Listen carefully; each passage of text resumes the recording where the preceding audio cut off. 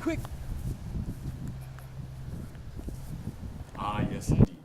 And speaking of waterfowls, boy, do we have a show for you tonight. 4 special guests will be speaking on the topic of the frontier during the post-revolution era right here in America. Let's take a look tonight on 5.5 Minutes.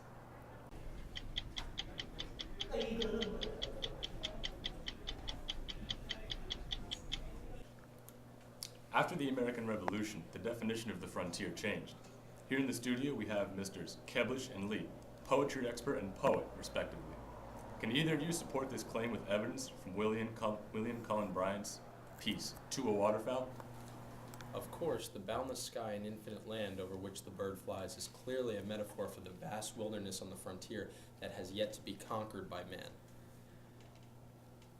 This is evident through his diction in lines 14, 15, and 30. Bryant uses words such as pathless, illimitable, and boundless.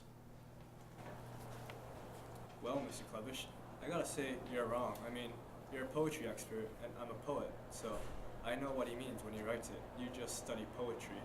So, what I think he means when he wrote it is, I think he meant to say that, well, he produces an image of a bird flying, swallowed up by a rosy, glowing, and limitless abyss in the sky.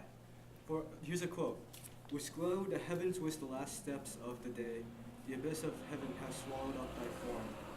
So, as a poet myself, I know exactly what he means. He's saying he's just flying, and it's endless. It's like the desert and illimitable air, like the ocean. It's just vast. It's never gonna end. Very interesting points. And with us today, we have an expert historian, Mr. Book. Mr. Book, do you see any connection between James Fenimore Cooper's The Last of the Mohicans and To a Waterfowl?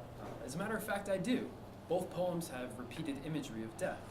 In To a Waterfowl, Bryant conjures the image of a hunter killing its prey. He warns the waterfowl not to be caught.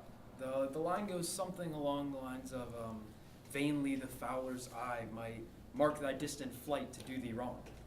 The waterfowl here is a metaphor for the Native American tribes that were killed or evicted during the exploration period westward. This image of death is doubly present in Cooper's piece. Firstly, the Mohican, who goes by the name of Chinachigook, is described as wearing body paint that personifies death itself.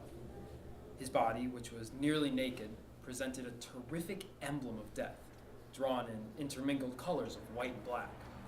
This motif of death is seen again when Chinga and Hawkeye speak about their respective races' histories. It's understood that both races have belligerent pasts, but that the white man has been more aggressive of the two. Hawkeye accepts that my people have many ways of which I can't prove. Chinga points out that the white men spread rumors of the natives being savages in order to justify bearing arms against them. In a very deep manner, Chingachgook inquires, is there no difference between the stone-headed arrow of the warrior and the leaden bullet with which you kill? Essentially, the connection between these two passages is that of the extinction of Native American tribes. Clearly, when the explorers moved westward, they killed natives and forced them out of their homes. One might almost say that they hunted natives. This violence essentially killed off all of them until there were none left. Hence, the last of the Mohicans. And we're back. Yes, very, very profound analysis. Thank you. Today we have a professor of literature at the University of Schumanheimer, Dr. Frederick.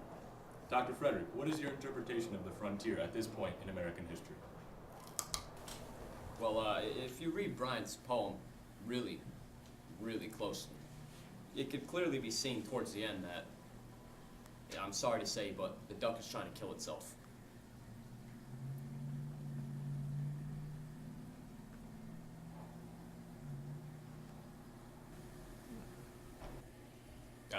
No.